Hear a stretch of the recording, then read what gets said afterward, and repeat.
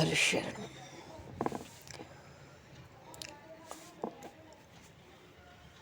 अनंत कोटि ब्रह्मांड नायक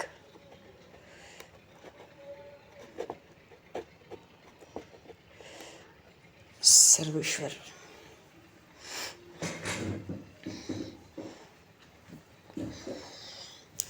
पूर्ण परात्पर ब्रह्मा असंख्य कल्याण गुण गणलय भक्तवांक्षा कल्पतरु शरणागत वत्सल भक्त वत्सल दीनबंधु हृदयासल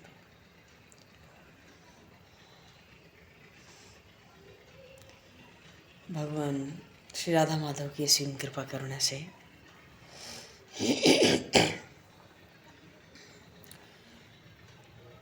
श्री हनुमान जी महाराज की परम पावन भावमयी सन्निधि में महापुरुषों की भावमयी उपस्थिति में एवं आप सभी श्रद्धालु भक्त वैष्णवों की मंगल सन्निधि में 84 कोष ब्रजमंडल धाम के हृदय स्थल श्री धाम वृंदावन से मानव जीवन का सर्वोत्कृष्ट फल भगवत गुणगान भगवत स्मरण का आनंद हम सभी भगवान श्री कृष्ण की बाल लीलाओं के माध्यम से प्राप्त करने जा रहे हैं।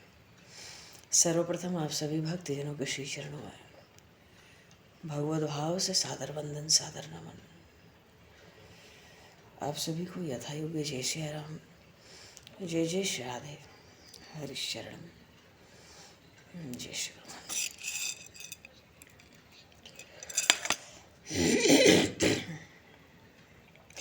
जय हो जय सीताराम श्री राधे।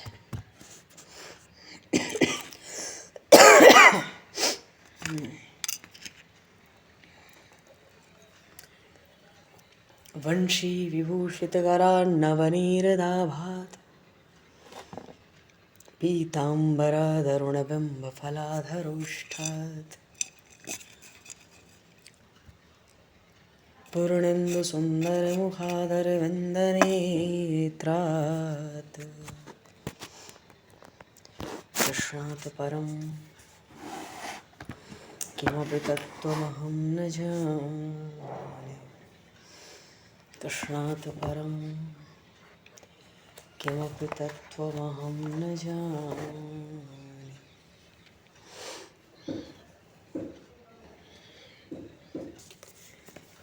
परम पुरुषोत्तम भगवान श्री कृष्ण अपने बाल सखाओं के साथ वस्तुतः भगवान ये जो लीला कर रहे हैं और फिर भगवान श्री कृष्ण तो लीला पुरुषोत्तम हैं और ब्रज के तो प्रेम पुरुषोत्तम है।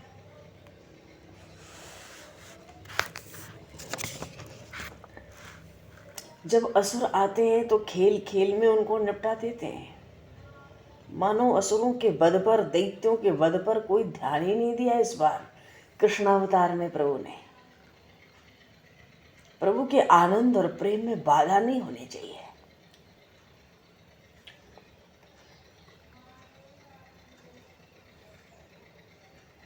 सूरदास प्रभु राधा माधव ब्रज बिहार नित नई नई।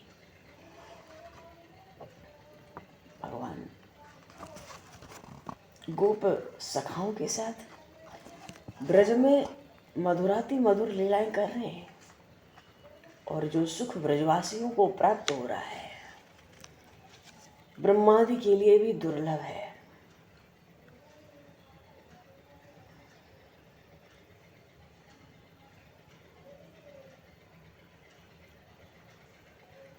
कहते हैं भगवान हरि श्री कृष्ण ही परम देव है। 6 ऐश्वर्यों से परिपूर्ण है। ऐश्वर्य यश श्री धर्म ज्ञान वैराग्य और गोप गोपियां उनकी सेवा करती हैं। तुलसी जी उनकी आराधना करती हैं। अरे वो वृंदावन के स्वामी हैं। वे ही एकमात्र परमेश्वर है।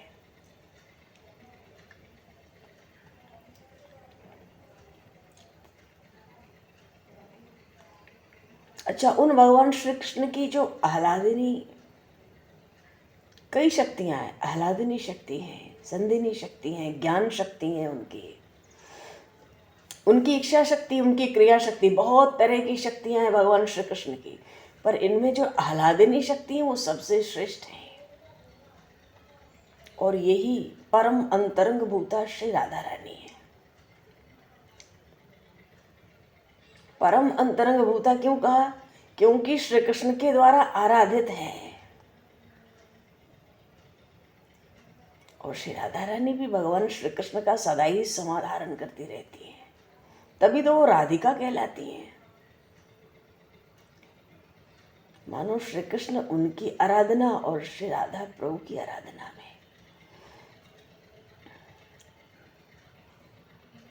तो श्री राधा रानी और रस सागर भगवान श्री कृष्ण एक ही शरीर, लीला के लिए दो बने हैं। आज लीला प्रसंग है वंशी वादन का।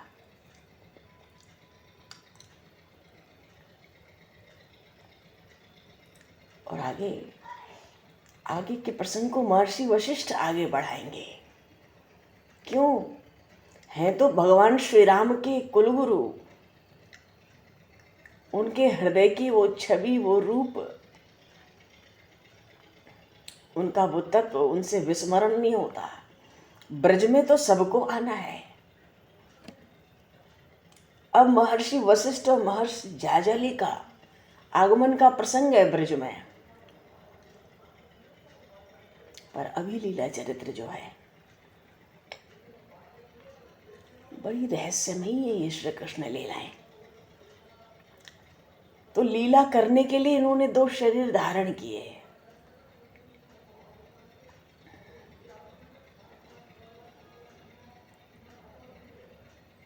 तो श्री राधा रानी तो उन भगवान श्री हरि की संपूर्ण ईश्वरी ही है, सनातनी विद्या है संपूर्ण।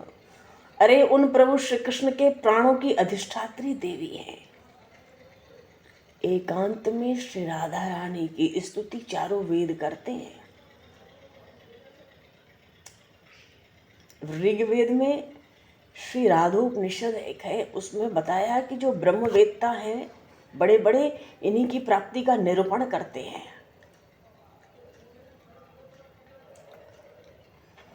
क्योंकि जो माता देवकी हैं, वस्तुतः जो अथर्व वेदी है, श्री कृष्ण उपनिषद है, उसमें आया कि जो माता देवकी है, ब्रह्म विद्यामयी जो वैष्णवी माया है भगवान की, वही माता देवकी के रूप में प्रकट हुई। और वसुदेव जी समस्त वेद ही वसुदेव रूप से प्रकट भये हैं। जो वेद सदा ही उन नारायण का निरंतर स्तवन करते हैं।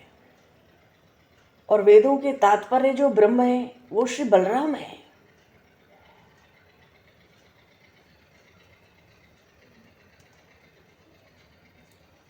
और श्री कृष्ण के रूप में इस परम पावन ब्रजधाम में अवतरण हुए हैं। तो जो मूर्तिमान वेदों का अर्थ है ना, वो ही वृंदावन में गोप गोपियों और देवताओं के साथ खेल करता है। और जो वेद की ऋचाएं हैं, जिनको श्रुतियां कहते हैं, अजी ये ही श्री कृष्ण की गौएं और गोपियां हैं। और उन श्री कृष्ण ने लकुट के रूप में साक्षात ब्रह्मा को धारण किया है, और बंशी के रूप में साक्षात रुद्र को धारण किया है। देवराज इंद्र इनके श्रृंगी वाद्य हैं, श्रृंग। और ये जो गोकुल नाम का ब्रजगाम है, साक्षात वैकुंठ है, उससे बढ़कर है। और यहाँ जो वृक्ष हैं, सब वृक्ष के रूप में सब तपस्वी महात्मा हैं। तो ये दैत्य भी तो आते हैं ब्रज में, प्रभु को वध करना पड़ता है। ये काम क्रोध लोभ के रूप में जो दैत्य हैं, यही सब दैत्य का रूप धारण करते हैं। और कलयुग में तो केवल भगवान नाम का आश्रय लेने से इनका तिरस्कार हो जाता है, ये नष्ट हो जाते हैं। तो अथर्ववेदीय जो भगवान श्री कृष्ण के नाम का उपनिषद है, श्री कृष्ण उपनिषद, उसमें ये भाव रखा गया है। और भगवान श्री कृष्ण कौन? जो सबको वश में रखने वाले, सर्वव्यापी, सर्वथा नित्य निरंतर स्तुति करने योग्य हैं। वे ही एक बहुत से रूपों में प्रकट हैं, प्रकाशित हैं। तो जो धीर भक्त उन भगवान को भजते हैं, उन्हीं को सनातनी सिद्धि मिलती है। अरे वो नित्यों के नित्य हैं, चेतनों के भी परम चेतन हैं, एक ही हैं पर बहुतों की कामना पूर्ण करते हैं।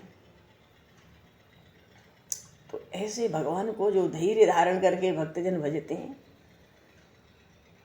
उन्हीं को सनातन सुख मिलता है, दूसरे को थोड़ा ही मिलेगा। भगवान अरे शर्म, ये तो हालत है। और कौस्तुभ मणि देखो, मस्तक पर तो मोर पंख का मुकुट है। चल पड़े वत्स्यारण के लिए, लीलाएं चल रही हैं। आज वंशी वादन होना है, और वंशी वादन के साथ ही बरसाने की ये जो वृषभान लवली श्री राधिका रानी है और इनकी जो सखियां हैं, क्योंकि भगवान की माखन चोरी लीलाएं चल रही हैं, वो चल रही हैं यहाँ भी, गोकुल में भी चल रही थी, यहाँ भी बीच बीच में चल रही हैं। पर वंशी वादन एक ऐसा हुआ प्रभु का, उन्होंने सृष्टि के सबके ध्यान को अपनी ओर आकर्षित कर लिया, सबको निष्प्राण कर दिया। तो मस्तक पर मोर पंख का तो मुकुट है, बड़ी भारी शोभा दे रहा है, और संपूर्ण श्रीअंग नील कमल के समान श्यामल, और मुख चंद्रमा के समान बड़ा मनोहर, और कौस्तुभ मणि जो है लाल मणि की तरह, उसकी ऐसी सुनहरी आभा है,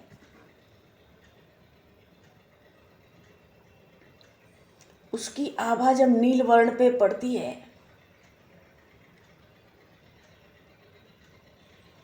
तो उनका प्रभु का वेश भी कुछ पीत वर्ण कभी कभी छलकता है। वैसे भी पीताम्बर तो धारण कर रहे हैं, करेंगे अब। जब बरसाने की ये गोपियां, ये सखियां प्रायः नंदीश्वर पहाड़ी की ओर आती हैं, और प्रभु तो अब वत्सचारण कर रहे हैं, डोलेंगे बरसाने में। तो ये जो बंशी की मधुर ध्वनि है, इसकी कला के तो स्वामी हैं। कल प्रसंग आया था, तुमरू जी आए बेचारे, अभी हैं वो, कथा प्रसंग में हैं। क्या हालत हो गई इनकी, हो जाएगी। आए थे उन श्री कृष्ण को वंशी वादन सिखाने। सब देवताओं के संगीत के शिक्षक हैं, गंधर्वों के संगीत के गुरु हैं। देव ऋषि नारद को न जाने कितने राग रगनियां सिखा दिए प्रभु कीर्तन की। सब इनकी स्तुति करते हैं। श्री कृष्ण के हाथ में वंशी देखकर ही वंशी वादन का अवसर पा रहे हैं। परम पुरुषोत्तम को वंशी वादन सिखाऊं,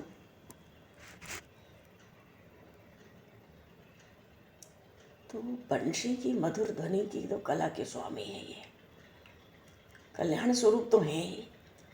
और जो शेषावतार भगवान अनंत बलराम जी इनके भाई हैं, और इन ब्रजांगनाओं के, गोपांगनाओं के वल्लभ हैं। वल्लभ का अर्थ होता है आश्रय।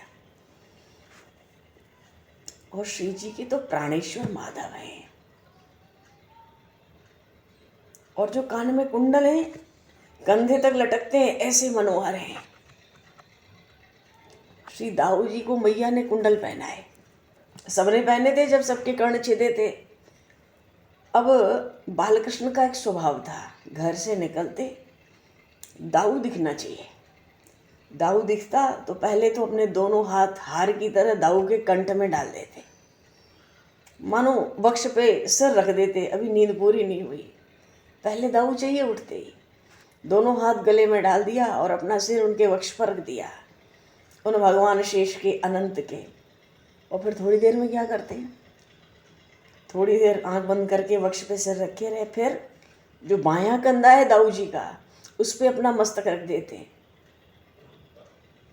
और दोनों भुजाएं कंठ में डाले रहते हैं, छोड़ते नहीं है कंठ को श्री दाऊ जी के, बालकृष्ण। तो हुआ ये कि दाऊ जी के कर्ण के जो कुंडल हैं, वो श्री कृष्ण के केशों में, अलकावली में उलझ जाते हैं। कभी कभी दाऊ जी ने कुंडल पहनना छोड़ दिया, मैया मैं नहीं पहनूंगा। क्यों? अरे इससे श्रृंगार की शोभा हो है, नहीं मैं नहीं पहनूंगा। क्यों? अब मेरा कन्हैया आता है, हमेशा बाएं कंधे पे सर रखता है, आप सब जानती हो शुरू से। उसके केशों में, उसके अलकों में मेरे ये कुंडल उलझ जाते हैं, मुझे बहुत बुरा लगता है, नहीं पहनूंगा।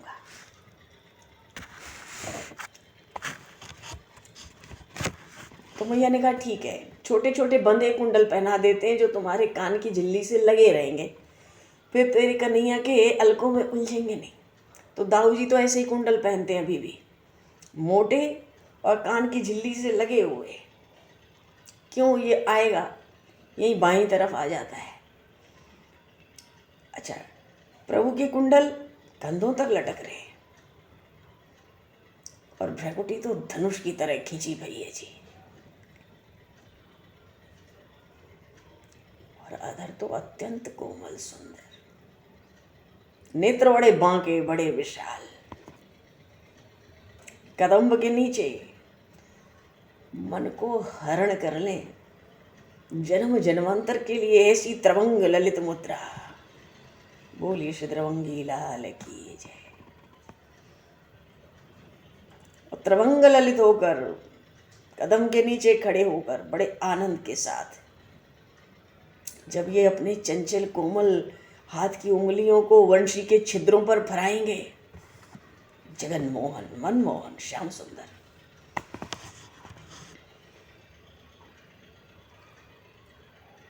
क्या पूछना है।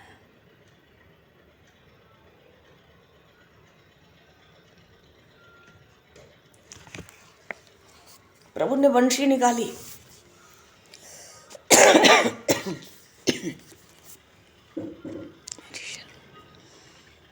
और सुबल से सबसे पहले कहा, ये सुबल श्री जी के भाई है। लीला प्रसंग आगे अत्यंत सुंदर है, पर बड़े धैर्य से धीरे धीरे चलने के। सुबल से सबसे पहले प्रभु ने कहा, सुबल बंसी बजाएगा तो? खूब खेल हुआ कल तो ब्रजवासियों का, बाल सखाओं का, प्रभु का खूब आनंद आ रहा है तुमरू जी को देख के, ये क्या लीला कर रहे हैं। अब बंशी पे ध्यान गया, काचनी से बंसी खींची, सुबल अब बंशी बजाएगा तो? तुमरू जी को तो लगा अंतर्यामी है, मेरे हृदय में क्या भावना है समझ गए, इसलिए बंशी निकाली है। सुबल ने भी कहा, बजाऊंगा तो सिखा। पास आ गए सुबल प्रभु के, ऐसे गौर वर्ण है, एकदम स्वर्ण के समान, स्वर्णिम वर्ण है सुबल जी का। कौन सी बंशी है भाई? तुमरू जी देख रहे, इसकी लंबाई, मोटाई, छिद्रों की संख्या, ये तो क्या नहीं जानते, संगीत शिक्षा गुरु हैं सबके। आज मालूम पड़ा उस वंशी का दर्शन करके कि मेरा आविष्कारक होने का अहंकार कितना ओछा है। अरे ये तो एक ऐसी वंशी जिसमें सब विशेषताएं एक साथ है, वंशी के सब भेद, सब राग इसमें एक साथ है। ये तो स्वर्ग में भी अलग अलग वंशियों का प्रयोग करते हैं, अलग अलग रागों में, एक वंशी कई रागों में आ जाती है। ये तो विचित्र वंशी है।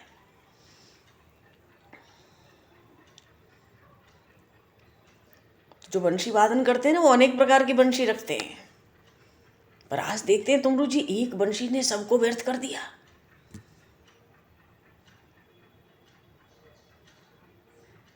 सारे स्वर के भेद इसमें, राग के भेद स्पष्ट दिख रहे थे उनको।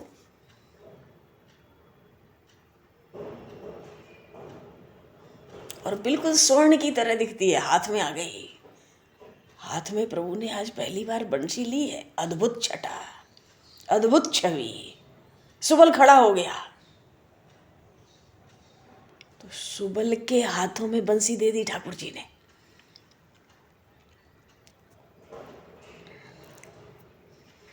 और सुबल के पीछे चले गए, सुबल सखा के, और अपने दोनों हाथों से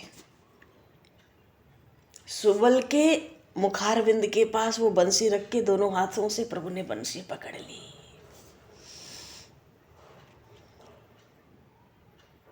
और दोनों हाथों से घेर कर वो श्याम सुंदर वंशी वादन मानो सिखाने लगे। अब तो वो छवि, वो शोभा, एक तो सुबल का उनका अत्यंत सुंदर मुख, मुखारविंद एकदम स्वर्णिम, श्री जी के साथ खड़े हो जाते तो कोई पहचान नहीं पाता था। भेद बहुत कम, वो तो बहुत, कीर्ति मैया ही कभी कभी भ्रम में पड़ जाए और किसकी कहा गए। ऐसे सुंदर सुबल सखा, और उनके बाईं ओर उनके मस्तक के बाईं ओर सटा हुआ ये नील वर्ण सुंदर से मुखारबंद।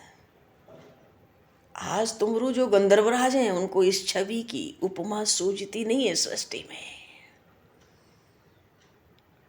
कन्हैया कहता है यहां उंगलियां रख, देख इस छिद्र में फूंक। सखा को शिक्षा दे रहे हैं।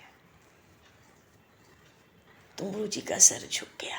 परम पुरुषोत्तम पूर्ण परात्पर ब्रह्म इतनी सरलता से, बड़े बड़े ढंग से सारी बंशी हाथ में लेने की भी शिक्षा दे रहे हैं। इतनी योग्यता तो मुझ में ही नहीं है। मैं शिक्षा देने की कला इन्हीं से सीखूं। भद्र आ गया। हालांकि भद्र का बाधा देना तुमरू जी को अच्छा नहीं लगा। अब तुमरू जी को कोई देख थोड़ा ही रहा है।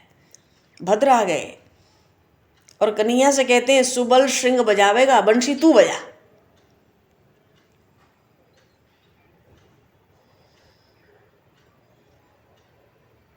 अब तुमरू जी तो सीख नहीं पाए बंशी वादन। भद्र जी बीच में आ गए। कन्हैया से कहते तू बजा बंशी। देखो वैसे भी भगवती शारदा का एक स्वभाव है, उनको चोरी रुचती नहीं है। अब अगर प्रभु बंशी वादन अभी सिखाते तो चोरी से ही तो तुमरू जी सीखते बंशी वादन प्रभु से। आज उनको रुचता नहीं है। अरे तुम प्रकट भी नहीं होगे, तुम विनम्र भी नहीं होगे और उन परम पुरुषोत्तम से वंशी वादन सीखोगे। स्वीकार नहीं करेंगी वो भगवती शारदा। हाँ,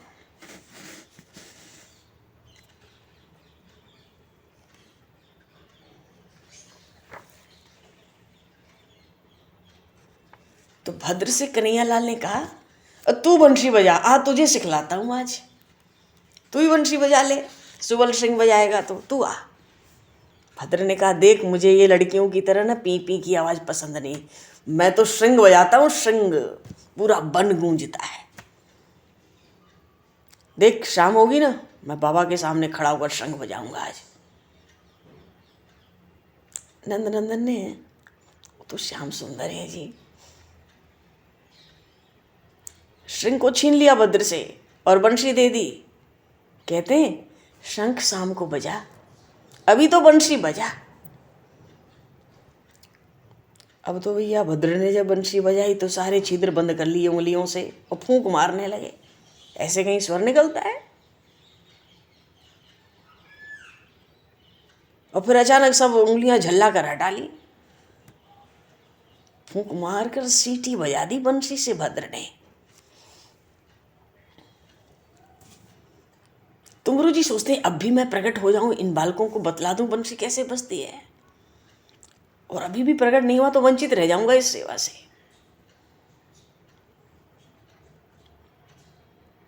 ये भी अपने सिखाओं को सिखाएंगे वंशी वादन, पर ये क्या, ये तो सब आपस में पेट पकड़ पकड़ कर हंस रहे हैं, गिर रहे हैं। भद्र ने हाथ पकड़ लिया ठाकुर जी का और बंशी हाथ में दे दी। तू बजा अब, ये तमाल का वृक्ष है ना, इसी की जड़ में खड़ा हो जा और बजा। तो ये भी बढ़िया बात है, जो सिखा रहा है पहले उसी का वेणुवादन सुन लिया जाए।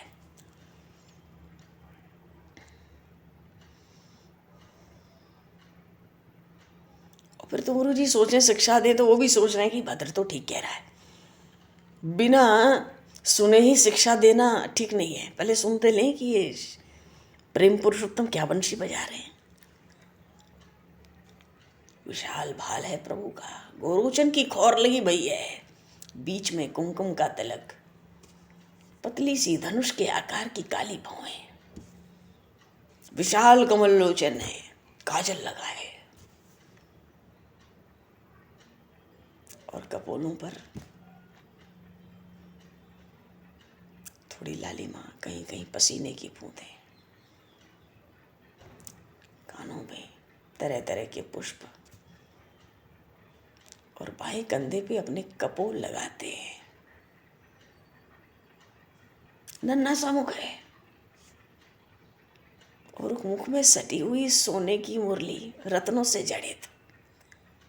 अब उन मुरली के वंशी के छिद्रों पर पतली पतली अपनी पुष्पों की कली के समान लाल लाल अंगुलियां,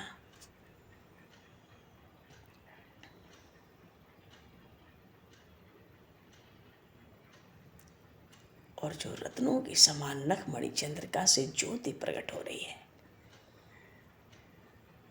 भुजाओं में अंगद पहने रत्नों के, कलाइयों में कंकण, और पुष्पों के हार। सबकी शोभा बढ़ रही है उनसे। और भुजाएं ही नहीं, संपूर्ण श्रीअंग, चाहे वक्ष हो, उदर हो, पृष्ठ हो, वन की धातुओं से सखाओं ने तरह तरह के चित्र बना रखे हैं संपूर्ण श्रीअंग पर। कंठ में कौस्तुभ मणि, मुक्तामाल, वनमाला बीच में, और कंधे पर पीतपट, पीतांबर, और वक्ष पर लहरा रही है वनमाला घुटनों तक। और उसके भीतर से झांक रहा है कौन? भगवान के बाएं वक्ष पे जो श्रीवत्स का चिन्ह है, बिल्कुल स्वर्णिम है वो। भगवान तो नीलवर्ण है, वो श्रीवत्स का चिन्ह बिल्कुल स्वर्णिम है देखने में।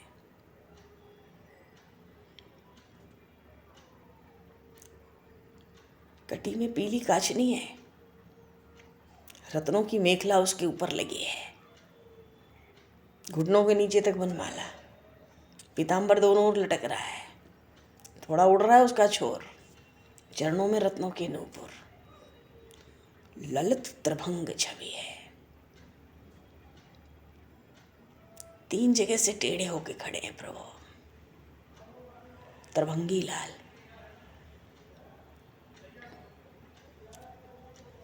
तो चरणों की बड़ी भारी शोभा हो रही है उस समय, बड़े सुंदर, बड़े कोमल, लाल लाल। तो चरण कौन सा दिख रहा है? उठा कौन सा रखा है चरण? दाहिना चरण। बायां पूरा जमा रखा है, दाहिना उठा रखा है। नखमणि चंद्रिका, उभरे उभरे लाल लाल, कैसे ज्योतिर्मय। अब तो भैया तुमरू जी इस छवि को देखते नख से शिख तक उसी में मगन हो गए, तल्लीन हो गए। जगाया किसने? प्रभु की बंशी के स्वर ने।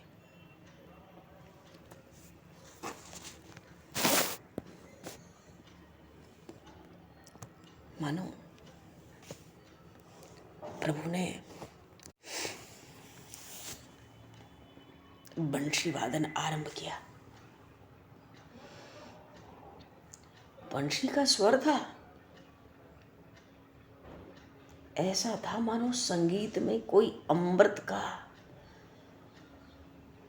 संगीत में कोई अमृत की धारा बह रही हो। संगीत में अमृत की धारा बहने का भाव है कि संगीत से शिलाएं कोमल तो हो जाती हैं, संगीत ऐसा गंधर्वों का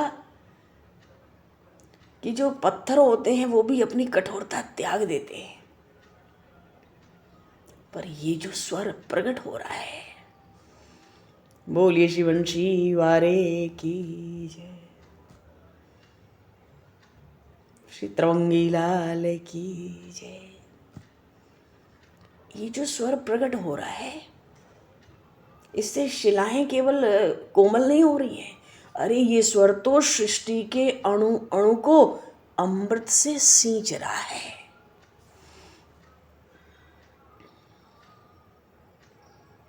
कण कण में अमृत का संचार। तो गुरु जी कहते नहीं नहीं, ये भी बात नहीं है, मुझे ठीक शब्द नहीं मिल रहा है।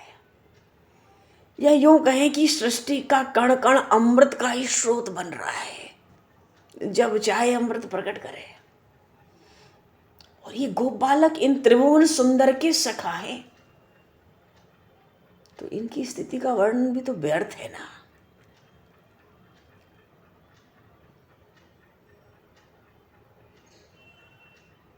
बछड़े हैं, हिरण हैं, और जो पशु हैं मूर्ति के समान जड़ स्थिर है।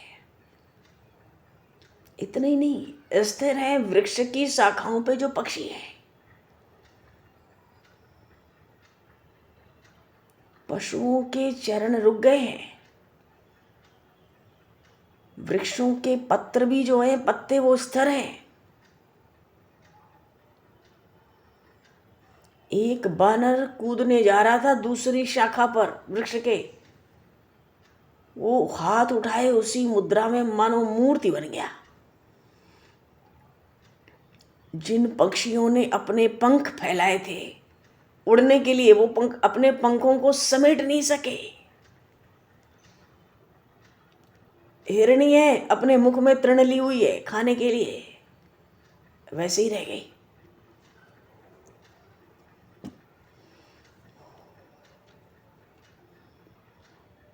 नीलकंठ पक्षी ने मानो चारा पकड़ा, वो छूट गया। छोटे छोटे कीड़े मकोड़े भी ऐसे हो गए मानो निष्प्राण पर जीवित हैं। मानो सृष्टि में गति का नाम नहीं है। एक चींटी में भी गति नहीं है।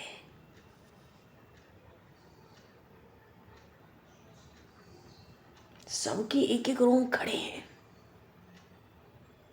पसीने की बूंदें प्रकट हो रही हैं, नेत्र झर रहे हैं। रोमांच तो वृक्षों में देखा जा सकता है।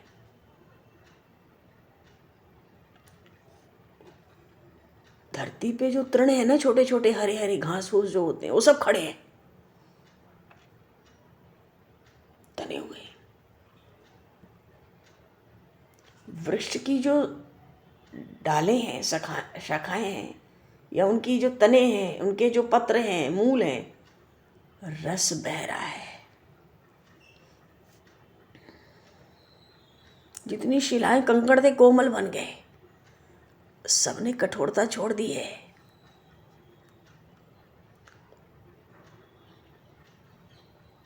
अमृत का प्रवाह चल रहा है मानो।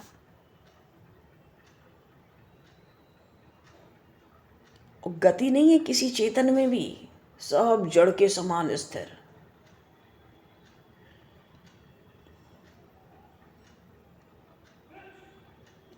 जो जड़ पदार्थ हैं उनके भीतर भी, उनके बाहर पसीनों की बूंदें दिख रही हैं, चल रही हैं, मानो वृक्षों और लताओं से शहद झर रहा हूं।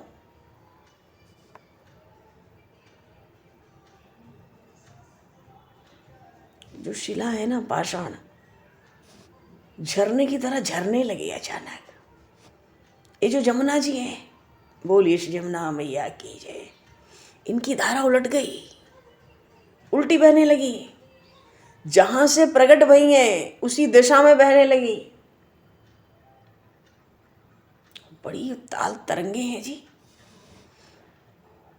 देखते ही देखते इन जमुना जी में न जाने कहां से असंख्य कमल के पुष्प प्रकट हो गए। ऐसा लग रहा है ये सूर्य की कन्या जमुना जी सबको उत्सर्ग कर रही है क्या?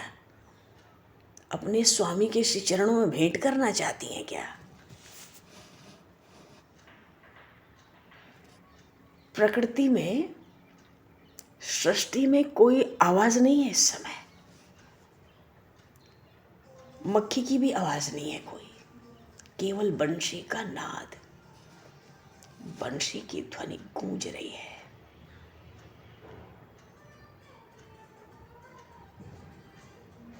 सब शांत, सब समाधिस्थ है, सब आनंद में निमग्न है।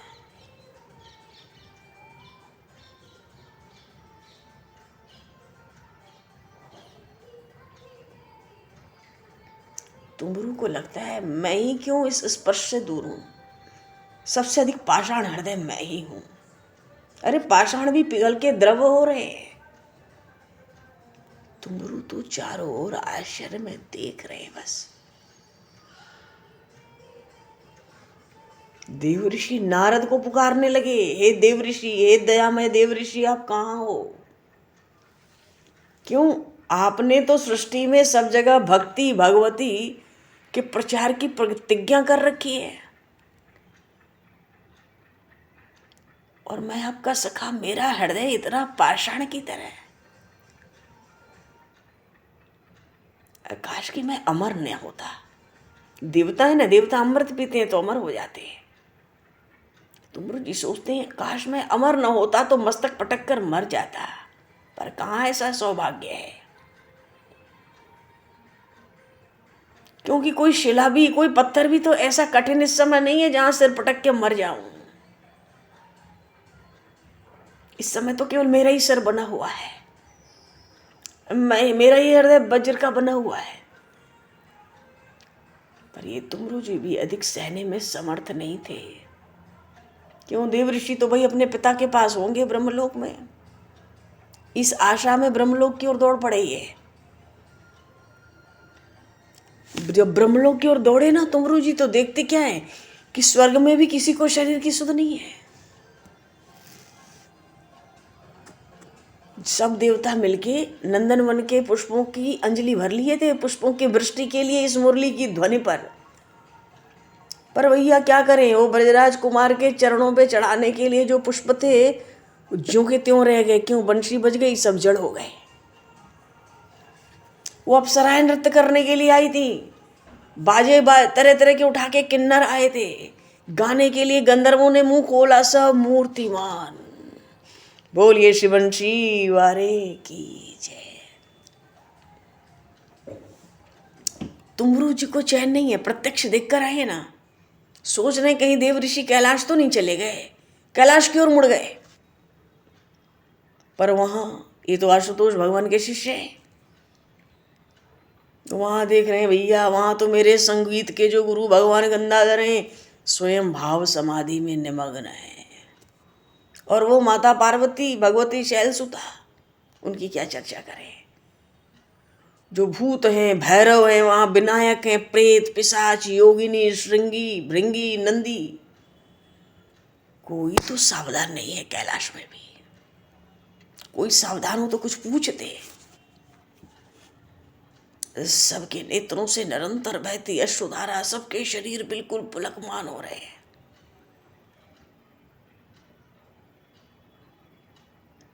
ब्रह्मलोक भाग गए वो, पर इतनी ग्लानि हुई कैसे बतावें। अरे भैया, जो प्रेत पिशाच होते हैं, तुमरू जी कहते हैं कैलाश से आके तो लगता है मैं इनसे भी ज्यादा नीरस सिद्ध हो चुका हूं। अब तो सृष्टिकर्ता ब्रह्मा जी की शरण ले लो। क्यों? ब्रह्मा जी की शरण क्यों ले रहे हैं तुमरू जी?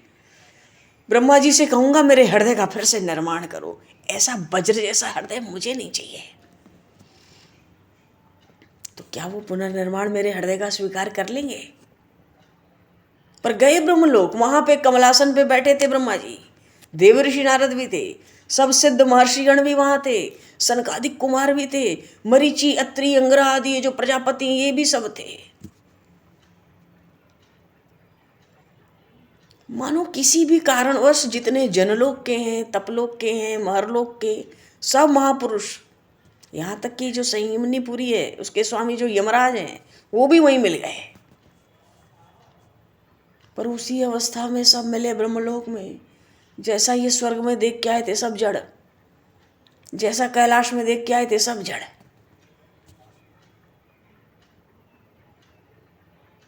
आधे पल के लिए ब्रह्मा जी सावधान हुए, तुमरू तुम अच्छे आए इस समय।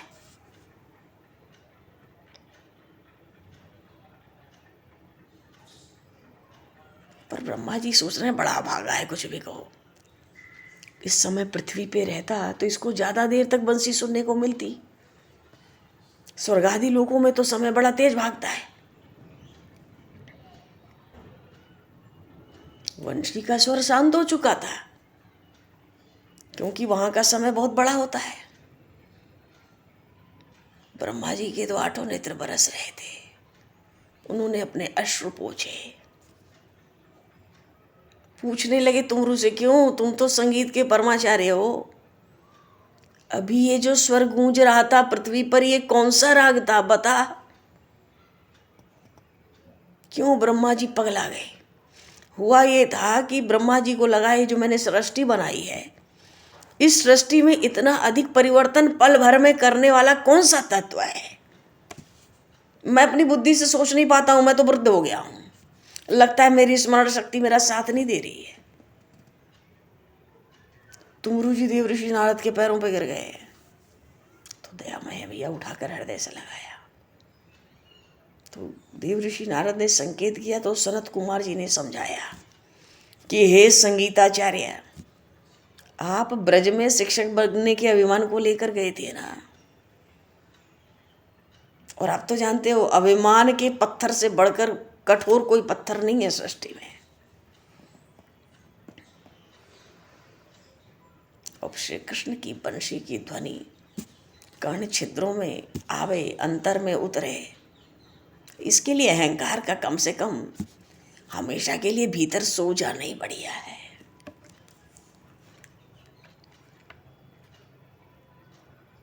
बंशी वादन रुक चुका था और ये बंशी वादन बरसाना भी तो गया। जब सृष्टि में सब जगह सुनाई पड़ता है, पर बरसाने का प्रसंग हो बंशी ध्वनि का, क्योंकि श्री जी की बड़ी गूढ़ लीलाएं आरंभ में आगे, उनकी सखियों की ललिता, विशाखा, सबके बड़े गूढ़ भाव। पर उससे पहले महर्षि वशिष्ठ वत्सोद्धार कराना चाहते हैं, पर इनके इष्ट तो मर्यादा पुरुषोत्तम श्री राम।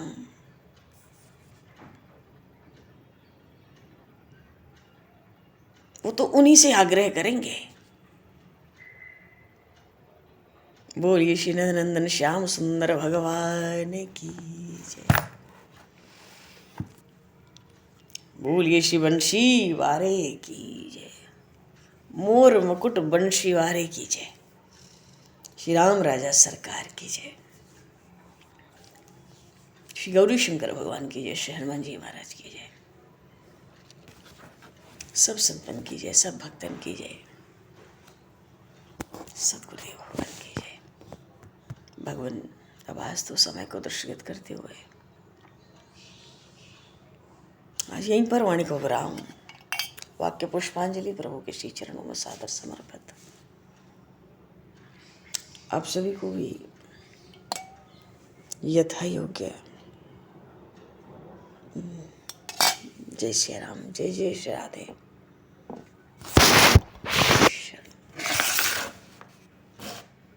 जय श्री राम, जय सिया राम, जय जय श्री राम। प्रणाम महाराज।